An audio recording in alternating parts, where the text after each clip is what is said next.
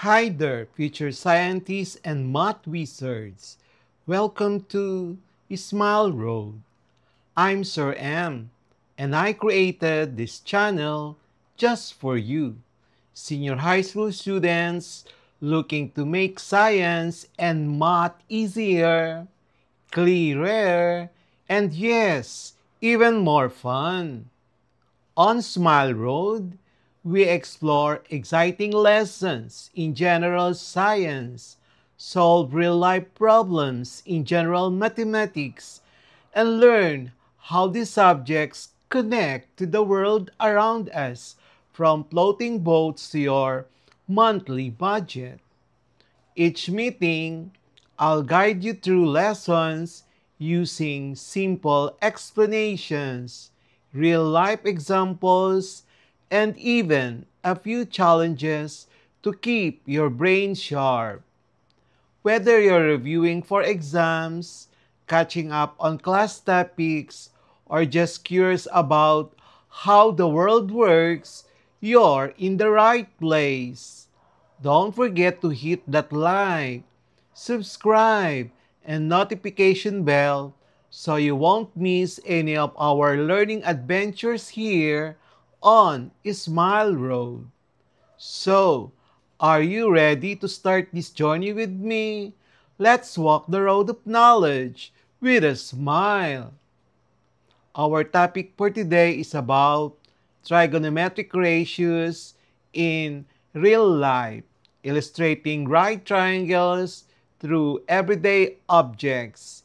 And this is quarter 3 measurement and geometry for grade 11 general mathematics.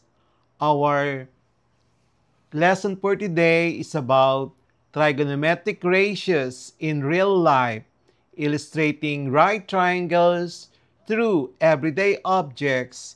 And this is quarter 3, measurement and geometry, lesson number 1. Intended learning outcomes.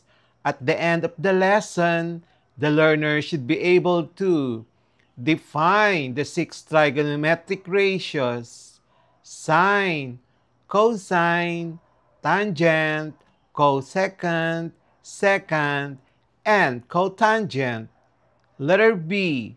Identify the hypotenuse, opposite, and adjacent side in a right-angled triangle relative to a given acute angle. Letter C. Illustrate the trigonometric ratios using a real-life object. Letter D. Calculate the values of sine, cosine, and tangent for a given acute angle using a right-angled triangle. Letter E. Apply trigonometric ratios to solve simple real-world problems. The 6 trigonometric ratios. Trigonometry is the study of the relationships between the sides and angles of triangles. The 6 trigonometric ratios are fundamental to this field, serving as the building blocks for more complex concepts. These ratios are derived from a right-angled triangle, which is a triangle that has one angle equal to 90 degrees. The 6 ratios are: number 1, sine, and the ratio of the length of the side opposite the angle to the length of the hypotenuse. As you can see here, sine theta starts with letter S, and the we have opposite that starts with O, and hypotenuse that start with H. So let's get a mnemonic from here: SOH, or let's call it, read it as so. And then we have cosine, the ratio of the length of the side adjacent to the angle to the length of the hypotenuse. So the formula is cosine theta is equal to adjacent over hypotenuse. So just like in sine, we have a mnemonic SO, SOH. So we have here also a mnemonic. And cosine theta starts with letter C. And adjacent starts with letter A. H starts with, a hypotenuse starts with H. So in here, we can get Ka, C-A-H. In sine, we have so, S-O-H. So we already have so ka, and then we will have the next mnemonic that can be derived from our tangent. So tangent of any angle theta is the ratio of the length of the side opposite the angle to the length of the side adjacent to the angle. So the formula is tangent theta is equal to opposite over adjacent. So the mnemonic for the tangent function is ta, ay towa. So tangent starts with T, opposite starts with O, adjacent starts with A. So we have TOA here. So in sine we have so, and then in cosine we have ko, and then we have here TOA. So soka, TOA. Let that be our mnemonics. And then for the remaining three ratios, these are actually reciprocal of the first three. If we get a hypotenuse over opposite, that means a cosecant. That is the reciprocal of sine. Take note, sine starts with letter S, and then cosecant starts with letter C. And then we have secant, and that is the reciprocal of cosine. So secant theta is hypotenuse over adjacent. Take note that cosine starts with letter C, so its reciprocal should start at S. So that's why we have secant theta is equal to hypotenuse over adjacent. And then we have cotangent, that's the reciprocal of tangent. We know that tangent is opposite over adjacent. If we take the reciprocal of tangent, we now have adjacent over opposite. So we have cotangent theta. So,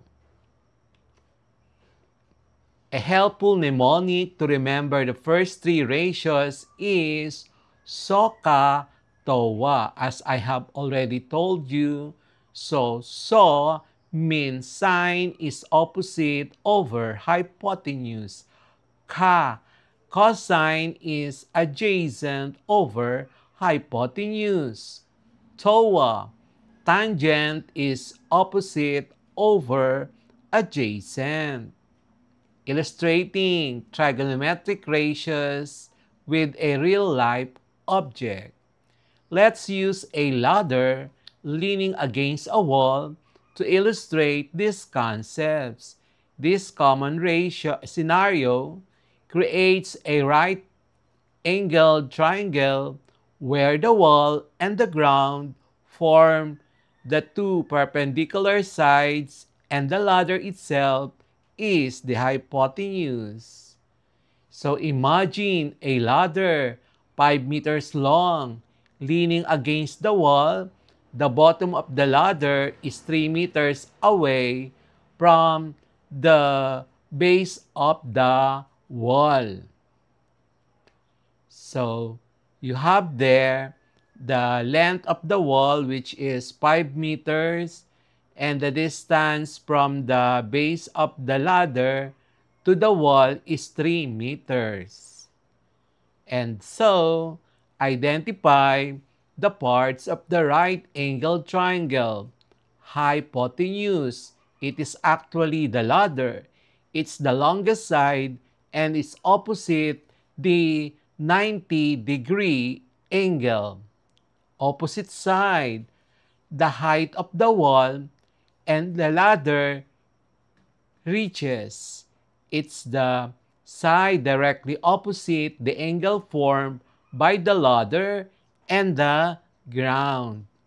Adjacent side, the distance from the bottom of the ladder to the wall.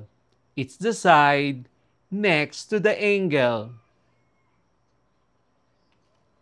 And so, calculate the height of the wall. The opposite side using Pythagorean theorem, which is a squared plus b squared is equal to c squared. We can use the Pythagorean theorem to find the height of the wall. Let h be the height. So we have h squared plus 3 squared is equal to 5 squared.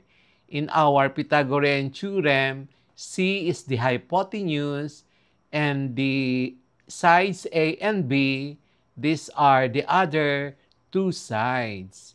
And then we have h squared plus 9 is equal to 25. Transpose 9 to the other side, it will become minus or negative. So 25 minus 9, you have 16. So the height is 4 meters. Calculate the trigonometric ratios for the angle between the ladder and the ground, and that is our theta. Now that we have all the three sides, hypotenuse is 5 meters, opposite is 4 meters, adjacent is 3 meters, we can calculate the ratios. So number 1, sine theta is the ratio of the opposite side, the height of the wall, to the hypotenuse, which is the length of the ladder.